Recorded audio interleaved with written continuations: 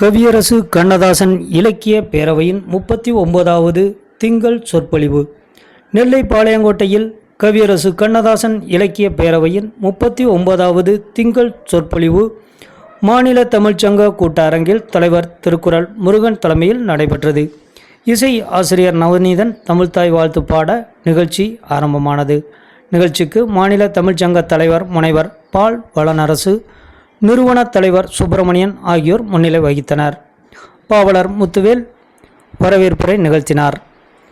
சிறப்பு அழைப்பாளராக கலைமாமணி முனைவர் சந்திரபுஷ்பம் கலந்து கொண்டு தமிழோடு விளையாடிய கவியரசர் என்ற தலைப்பில் சிறப்புரையாற்றினார். கவியரசு கண்ணதாசன் இலக்கிய பேரவை செயலர் பாலகிருஷ்ணன் நிறைவுரையாற்றினார். புலவர் ராமசாமி நன்றி உரையாற்றினார். நிகழ்ச்சியில் தமிழ் ஆர்வலர்கள் திரளானோர் கலந்து கொண்டனர்.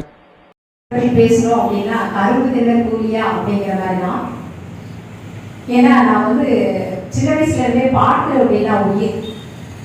அந்த பாடலுக்காகவே, அந்த பாடலும் அறிவிப்புக்காக நான் வானொலியில் அறிவிப்பாளராக பணிபுரிய வேண்டும், பாடல்களை ஒளிபரப்ப வேண்டும், அதனோடு சேர்த்து பாட வேண்டும் என்ற ஒரு புத்தகத்தில் அந்த பணிக்கு செல்ல வேண்டும் என்று நினைத்தேன். இறைவன் அந்த பணியை குறித்தான். நீ எதை நினைக்கிறாயோ அதுவாகவே அடைகிறாய் அப்படிங்கிற மாதிரி எனக்கு அந்த பணி கிடைத்தது. அது எனக்கு மிக்க மகிழ்ச்சி. அதனால கண்ணதாசனை எங்க பாட சொன்னாலும் பாடலாம், எப்படி பாட சொன்னாலும் பாடலாம். தமிழோடு விளையாடியவர் கவியரசர். அவர் எல்லா பாட்டுமே தமிழோடு விளையாடியவர். தமிழ் தொடங்கிய நம்ம பொதிகை மலையிலிருந்து அவர் அந்த பாடலையே சொல்லும் போதே அவருடைய ஒவ்வொரு பாடல்களிலும் அவருடைய தமிழ் விளையாடல் அந்த கவிதையில் இருக்கும். என்ன பெரிய தமிழ் இலக்கியத்தில் அவர் பட்டம் வாங்கியவர் அல்ல, ஆனால் பயின்றவர்.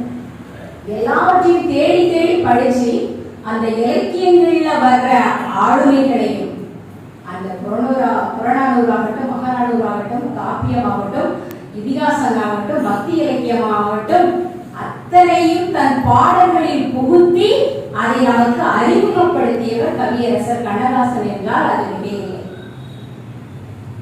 ரொம்ப முக்கியமான ஒரு பாடல் பொதிகை மலை அப்படிங்கிறவங்க தமிழ் அப்படிங்கிறனால பொதிகை மலை முதல் எடுத்துக்கலாம் அப்படின்னு நினைக்கிறேன். இந்த பாடல்ல பாருங்க, ஒரு தென்றலை நீ எவ்வளவு சாதாரணமா நீ எழுத முடியும். சாதாரணமா சொன்னால் தென்றல் வீசும், தேடி தென்றல், அத்தெந்தலை நீ என்னை விளக்கியும் உடனே விளக்கார் அப்படிங்கிற மாதிரி பாரதிதாசன் சொல்லியிருப்பாரு. ஆனா அந்த தென்றல் எப்படி வருது அவரு? நதியில் விளையாடி கொடியில் தலை சீவி நடந்த இளந்தென்றலே வளர் பொதிகை மலை தோன்றி மதுரை நகர் கண்டு பொழிந்த தமிழ் மன்றமே. ஒரு அழகான ஒரு தென்றல். இதே மாதிரி அந்த தென்றலா மறுபடியும் ஒரு பாடலை சொல்லியிருப்பாரு. அந்த தென்றல்ங்கிற ஐயா சொன்ன மாதிரி பத்திரிகை நடந்ததில்ல. அந்த பத்திரிகை முதலில் கொஞ்ச நாள் நடந்துச்சு, அப்புறம் இல்லை, அதுக்கப்புறம் மறுபடியும் வந்துச்சு. அப்போ அவருடைய உதவியாளர் கேட்கிறாரு, ஐயா தென்றல் பத்திரிகை மறுபடியும் நம்ம வரணும்னா நீங்க ஏதாவது ஒரு 2 வரி கொஞ்சம் பிடிக்கிற மாதிரி எழுதுங்க, அதுக்கப்புறம் தான் அந்த பத்திரிகையை வாங்குவாங்க அப்படின்னு சொல்லி. அதற்கு கவியரசர் கண்ணதாசன் நின்ற தென்றல் மீண்டும் வருகிறது வீசுகிறதுன்னு சொன்னார். அப்படிப்பட்ட ஒரு அருமையான தமிழை தந்தவர், நினைச்ச மாத்திரத்துல கவிதை எழுதுற தன்மையுடையவர் கவியரசர் கண்ணதாசன். ஒவ்வொரு பாடல்களையும் இருக்கும்போது திருக்குறளை எடுத்துக்கோங்க, திருக்குறளையே தன்னுடைய பாடல்களை நம்ம அந்த பாட்டை கேட்டா நமக்கு திருக்குறள் நினைவு வரும். அப்படிப்பட்ட பாடல்கள் எத்தனை உங்களுக்கு தெரியும்? நிச்சயம் நீங்க படிச்சிருப்பீங்க, இருந்தாலும் நான் சொல்றேன். உன்னை நான் பார்க்கும் போது மண்ணை நீ பார்க்கின்றாயே, விண்ணை நான் பார்க்கும் போது என்னை நீ பார்க்கின்றாயே, நேரிலே பார்த்தால் என்ன நிலவென்ன தேங்கா போகும். இப்படி பாடியிருந்தார். நேற்று வரை நீ யாரோ நான் யாரோ, இன்று முதல் நீ வேறோ நான் வேறோ. இந்த பாட்டை கேட்கும்போது உங்களுக்கு எந்த குரல் நினைவு வருது? யார் நோக்குங்கா எல்ல நோக்கும், நோக்காக்கா தான் நோக்கி மெல்லனாகும். இந்த குரல் நினைவு வரும். அப்படிப்பட்ட ஒரு குரலை ஒரு மனதில் வைத்துக் கொண்டு எல்லாவற்றையும் படித்தவர் கவியரசர் கண்ணதாசன். அவர் வந்து தீர்க்கதரிசி. ஐயா சொன்ன மாதிரி அவர் வந்து ஒரு அவதார புருஷர். அப்படி நாடக தீபம் ஏற்றி வைத்தாய் நீயே, ஈன்றவர் நெஞ்சை இன்று குளிர வைத்தாய் தாயே. அது வரிசை உயிர்மை எழுத்தெல்லாம் அறிய வைத்தார். ஒவ்வொரு அந்த முழு அவை வரைக்கும் வந்து அழகா படிப்பார். அதே மாதிரி எண்களை வைத்து பாடல் சொல்லும்போது அழகா பாடிப்பார். ஒன்றானவன் உருவி இரண்டானவன், உருவான செந்தமிழில் மூன்றானவன்.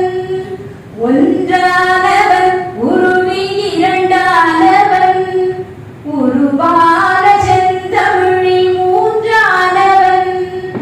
நன்றான வேதத்தில் நான்கானவன், நமசிவாய என ஐந்தானவன். அப்படி வரிசைப்போம். இன்ப சுவைகளுக்குள் ஆறானவன், இன்சை ஸ்வரங்களில் ஏழானவன். அப்படி வரிசை 8, 9 ஆக அந்த அவருடைய பாடலுக்கும் அந்த கே.பி. சுந்தரராமன் குரலுக்கும் அந்த படத்தோட காட்சிக்கும் அவ்வளவு அருமையாக இருக்கும். கவியரசர் கண்ணதாசன் பாடல் என்றால் அப்படி தேனோடு தெளியாமதை சேர்த்து சாப்பிட்ற மாதிரி தான் இருக்கும். இப்போ அந்தாதி பாடல் அவர் சொன்னேன், அபிராமி அந்தாதியிலே. அப்போ அந்தாதியிலே ஒரு அழகாக ஒரு பாடலை எழுதியிருப்பாரு. 3 முடிச்சு படத்துல பசங்க கால நதிகளிலே வைரமணி நீரலைகள், நீரலைகள் மீதிலே நெஞ்சிரண்டி நினைவலைகள், நினைவலைகள் தொடர்ந்து வந்தால் நேரமெல்லாம் கனவலைகள். இப்படி வரிசையா அப்படி அது வரும். ஆக ஒரு அந்தாதினா உங்களுக்கு தெரியும், ஒரு பாக்கியத்தோட முடிவு, ஒரு ஒரு வரியோட அந்தம் அடுத்த வரைக்கு வந்து ஆதியாக வருவதுதான் அந்தாதி முதல்ல வரும். ஆக இப்படி நிறைய பாடல்கள் அவர் எழுதியிருக்கார். ஆக தமிழை வந்து எப்படி கையாள வேண்டும் என்று தெரிந்தவர் கவியரசர் கண்ணதாசன். தமிழோடு விளையாடியவர். நம்ம எல்லாரும் தூதுனா வந்து பறவை தூது விடுவோம், அன்னத்தை தூது விட்ட கதை இருக்கு, தோழிகளை தூது விடுவோம். தோழிக்கு தூது சொல்லியிருக்காரு. ஆனா ஒரு பந்து கூட புதா பயன்படுத்திருக்காரு. பறக்கும் பந்து பறக்கும், அது பறந்தோடி வரும் தூது. அழகா சொல்லியிருப்பாரு. அவருடைய பாடல்கள் எல்லாமே நமக்கு வந்து தமிழை நினைவூட்டுவதாக இருக்கும்.